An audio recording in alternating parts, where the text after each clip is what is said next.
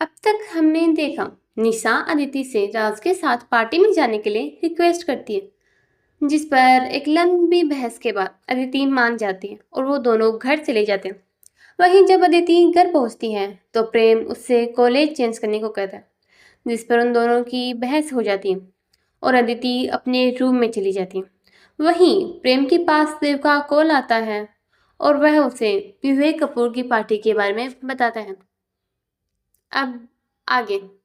देव, तू श्योर है ना? एक बार फिर सोच लें, वहाँ वो भी होगी। प्रेम, मैं एक बिजनेसमैन हूँ और ऐसी पार्टी मेरे लिए ज़रूरी है। और वैसे भी ये पार्टी विवेक ने स्पेशली मेरे लिए ही ऑर्गेनाइज की है। ऐसे में मेरा वहाँ ना जाना उसके साथ नाइंसाफ़ी होगी। देव, लेकिन वो तुम्हें नीचा दिखाना चाहते हैं। प्रेम, मैं जानता हूँ। देव, अगर तुमने फैसला कर ही लिया है तो ठीक है। वैसे तुम चाहो तो मैम को वहाँ लेकर जा सकते हो, एज ए वाइफ ना सही, एज ए गर्लफ्रेंड ही सही।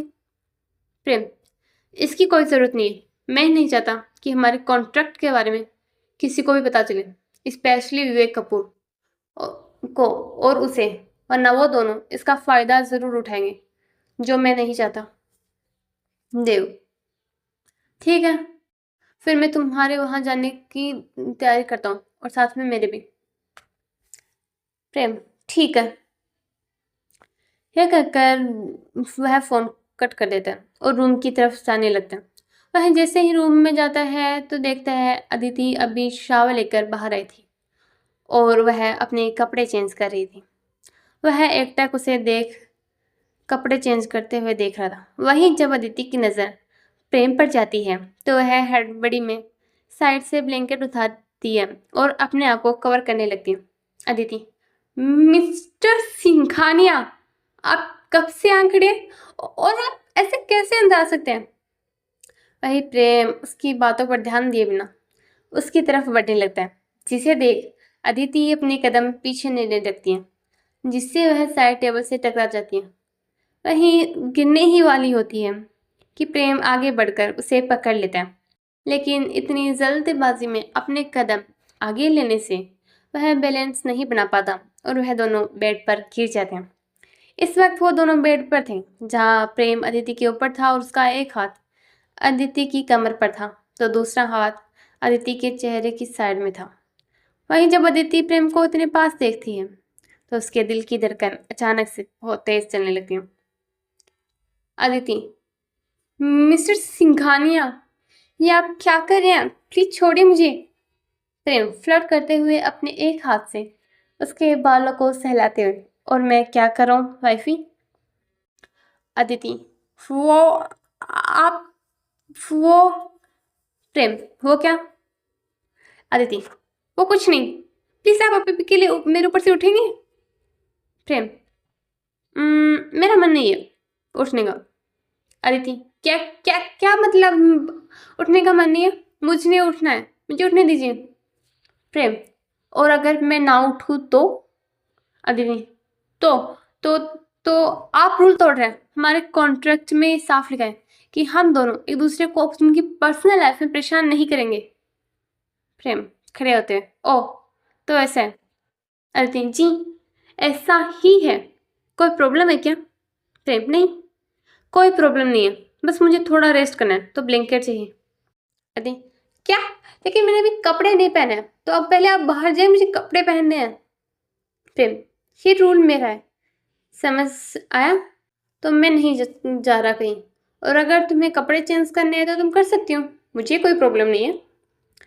अदिति, क्या? आपके सामने? कभी नहीं, समझा? प्रेम, ठीक है तो फिर किसी और रूम में चली जाओ। वो अलग बात है कि बाहर बहुत सारे सर्वेंट काम कर रहे हैं तो। अदिति, मिस्टर सिंघानिया, आप बहुत बुरे हैं। प्रेम, थैंक्स। अदिति, आप बाहर से आ रहे हैं? नहीं। प्रेम, नहीं।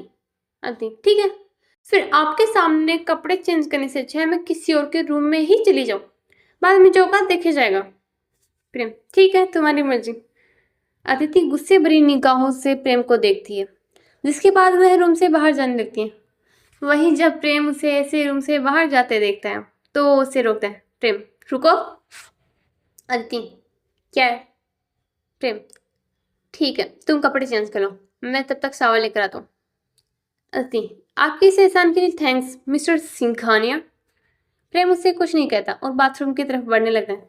तभी वह बाथरूम में जाने से पहले 1 मिनट रुकता है और अदिति के पास मुड़कर बोलता है, ऐसे तुम्हारी कमर पर जो तिल है उसकी वजह से तुम्हारी कमर काफी अच्छी लगती है। अदिति खींचकर, मिस्टर सिंघानिया, आप ऐसा कैसे कर सकते हैं? वही प्रेम अदिति की तरफ अपनी एक आंख दबाते हुए बाथरूम में चला जाता है। इस वक्त उसके चेहरे पर एक शैतानी स्माइल थी। वहीं अदिति भी अब गुस्से में तैयार होने लगती है और तैयार होकर नीचे चली जाती है। वहीं थोड़ी देर में प्रेम भी नीचे आ जाता है, जिसके बाद दोनों मिलकर डिनर करते हैं। जहां अदिति डिनर के बाद सोने चली जाती है, वहीं प्रेम स्टडी रूम में चला जाता है।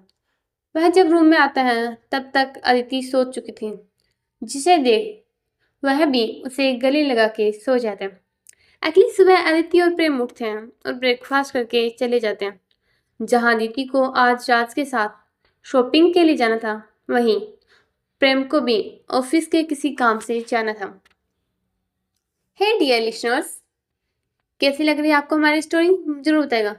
और आपको क्या लगता है क्या होने वाला है जब विवेक और प्रेम आएंगे आमने सामने, और क्या होगा जब प्रेम की मुलाकात होगी पार्टी में अदिति से? और सबसे जरूरी बात, कौन है वो लड़की जिसकी बात कर रहे थे प्रेम और देव, और उसका क्या रिश्ता है प्रेम से? जानने के लिए बने रहे मेरे साथ इस कहानी में।